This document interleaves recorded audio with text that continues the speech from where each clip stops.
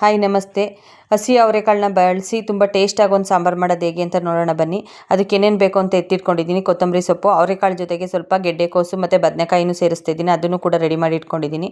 ನೋಡಿ, ಅವರೆಕಾಳನ್ನ ಸಿಪ್ಪೆ ಎಲ್ಲ ಬಿಡಿಸಿ ತೊಳೆದು ರೆಡಿ ಮಾಡಿ ಇಟ್ಕೊಂಡಿದ್ದೀನಿ. ಹಾಗೆಯೇ ರುಬ್ಬಕ್ಕೆ ಮತ್ತು ಒಗ್ಗರಣೆಗೆ ಎರಡಕ್ಕೂ ಮಸಾಲೆಗಳನ್ನ ಬೇರೆ ಬೇರೆ ಹೆಚ್ಚಿಟ್ಕೊಂಡಿದ್ದೀನಿ. ಇದು ಒಗ್ಗರಣೆಗೆ ಒಂದೆರಡು ಈರುಳ್ಳಿ ಮತ್ತು ಒಂದೆರಡು ಟೊಮೊಟೊನೂ ಹೆಚ್ಚಿಟ್ಕೊಂಡಿದ್ದೀನಿ. ಹಾಗೆಯೇ ರುಬ್ಬಕ್ಕೆ ಕೂಡ ಒಂದು 3 ಮೀಡಿಯಮ್ ಸೈಜ್ದು, ತುಂಬ ದೊಡ್ಡದಲ್ಲ, ಮೀಡಿಯಮ್ ಸೈಜ್ದು ಒಂದು 3 ಈರುಳ್ಳಿ ಮತ್ತು ಒಂದೆರಡು ಟೊಮೊಟೊನೂ ಕೂಡ ಹೆಚ್ಚಿ ಇಟ್ಕೊಂಡಿದ್ದೀನಿ. ಹಾಗೆಯೇ ತೆಂಗಿನಕಾಯಿ, ಹಸಿ ತೆಂಗಿನಕಾಯಿ ತುರಿನೂ ಕೂಡ ರೆಡಿ ಮಾಡಿ ಇಟ್ಕೊಂಡಿದ್ದೀನಿ. ಬದನೆಕಾಯಿ ನೋಡಿ, ನಾನು ಅವರೆಕಾಳು ಹಾಕಿದ್ರೆ ಅದಕ್ಕೆ ಬದನೆಕಾಯಿನೂ ಕೂಡ ಆ್ಯಡ್ ಮಾಡ್ತೀನಿ, ತುಂಬ ಚೆನ್ನಾಗಿರುತ್ತೆ ಟೇಸ್ಟು. ಹಾಗೆ ಫಸ್ಟ್ ಒಂದು ಮಸಾಲೆ ರುಬ್ಕೊಳ್ಳೋಣ ಬನ್ನಿ. ಮಸಾಲೆ ರುಬ್ಬಕ್ಕೆ ಟೊಮೊಟೊ ಮತ್ತು ಈರುಳ್ಳಿ ಹೆಚ್ಚಿಟ್ಕೊಂಡಿದ್ದೀನಲ್ಲ, ಅದನ್ನು ಜಾರಿಗೆ ಸೇರಿಸ್ತಾ ಇದ್ದೀನಿ. ಹಾಗೆ ತೆಂಗಿನಕಾಯಿ ತುರಿನೂ ಕೂಡ ಸೇರಿಸ್ತಾ ಇದ್ದೀನಿ. ತೆಂಗಿನಕಾಯಿ ತುರಿನ ನಿಮ್ಗೆ ಎಷ್ಟು ಬೇಕು ಅಂತ ನೋಡ್ಕೊಂಡು ಸೇರಿಸಿ. ನಾನು ಇಷ್ಟು ನನಗೆ ಬೇಕು ಅದಕ್ಕೆ ಹಾಕ್ತಾಯಿದ್ದೀನಿ. ಅದಕ್ಕೇ ಸಾಂಬಾರು ಪೌಡ್ರು, ನಾನು ಅಚ್ಕಾರದ ಪುಡಿ ಮತ್ತು ಸಾಂಬಾರು ಪೌಡ್ರು ಬೇರೆ ಬೇರೆ ಮಾಡಿಸ್ತೀನಿ. ನಂದು ಇಲ್ಲಿ ನೋಡಿಲ್ಲ ಅಂದರೆ ಒಂದು ಲಾಸ್ಟ್ ಲಾಗಲ್ಲಿದೆ, ಹೋಗಿ ಒಂದ್ಸಲ ನೋಡ್ಕೊಬನ್ನಿ ಸಾಂಬಾರು ಪೌಡ್ರದ್ದು. ಸಾಂಬಾರು ಪೌಡ್ರು ಮತ್ತು ಅಚ್ಕಾರದ ಪುಡಿ ನಮ್ಮ ಖಾರಕ್ಕೆ ಎಷ್ಟು ಬೇಕು ಅಂತ ನೋಡಿಕೊಂಡು ಸ್ವಲ್ಪ ನೀರು ಸೇರಿಸಿ ಅದನ್ನು ರುಬ್ಬಿಟ್ಕೊಳ್ಳೋಣ ಮಸಾಲೆನ.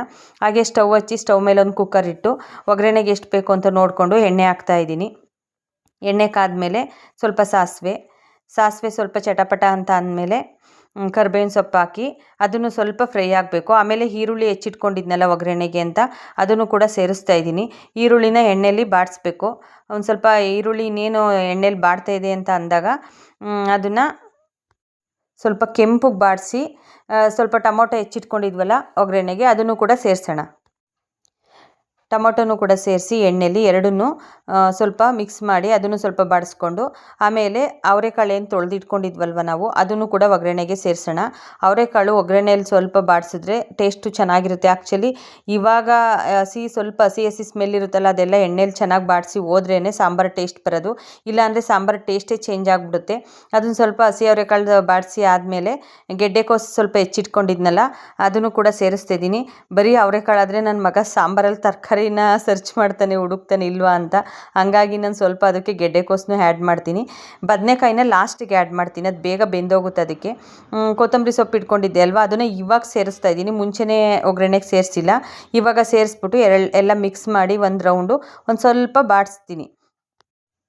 ಅದನ್ನು ಸ್ವಲ್ಪ ಬಾಡಿಸಿ ಆದಮೇಲೆ ನಾನೇನು ರುಬ್ಬಿಟ್ಕೊಂಡಿದ್ದೆ ಮಸಾಲೆ, ಆ ಮಸಾಲೆನೂ ಕೂಡ ಅದಕ್ಕೆ ಸೇರಿಸಿ ಮಿಕ್ಸ್ ಮಾಡೋಣ. ಚೆನ್ನಾಗಿ ಮಿಕ್ಸ್ ಮಾಡಬೇಕು ಮಸಾಲೆನ.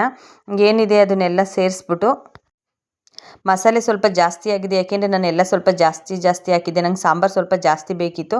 ಹಾಗಾಗಿ ನಾನು ಕಾಯಿ ತುರಿ ಮತ್ತು ಟೊಮೊಟೊ, ಈರುಳ್ಳಿ ಅದನ್ನೆಲ್ಲ ಸ್ವಲ್ಪ ಜಾಸ್ತಿ ಆಗಿರೋದ್ರಿಂದ ಮಸಾಲೆ ಸ್ವಲ್ಪ ಜಾಸ್ತಿ ಆಗಿದೆ. ನಿಮ್ಗೆ ಎಷ್ಟು ಬೇಕು ಕ್ವಾಂಟಿಟಿ ನೋಡಿಕೊಂಡು ನೀವು ಮಾಡ್ಕೊಳ್ಳಿ.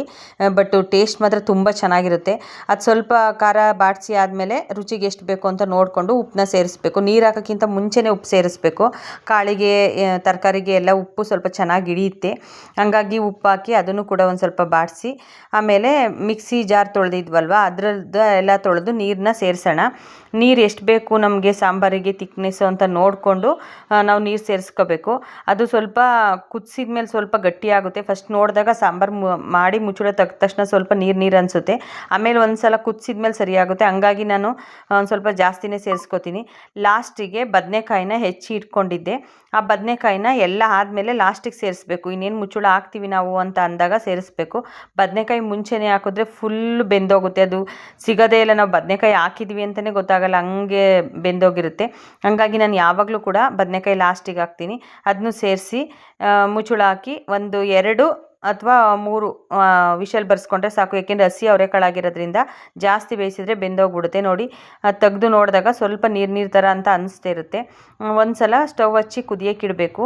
ಅದು ಕುದಿಸಿ ಆದಮೇಲೆ ಕುದಿಸ್ತಾ ಇರಬೇಕಾದ್ರೆ ಗಮ್ ಅಂತ ಸ್ಮೆಲ್ ಬರ್ತಾ ಇರುತ್ತೆ. ಎಷ್ಟು ಚೆನ್ನಾಗಿರುತ್ತೆ ಗೊತ್ತಾ, ಟೇಸ್ಟ್ ಅಂತೂ ತುಂಬ ಚೆನ್ನಾಗಿರುತ್ತೆ. ನೀವು ಒಂದು ಸಲ ಟ್ರೈ ಮಾಡಿ. ಇಷ್ಟ ಆದರೆ ಒಂದು ಲೈಕ್ ಮಾಡಿ. Thank you for watching. Bye.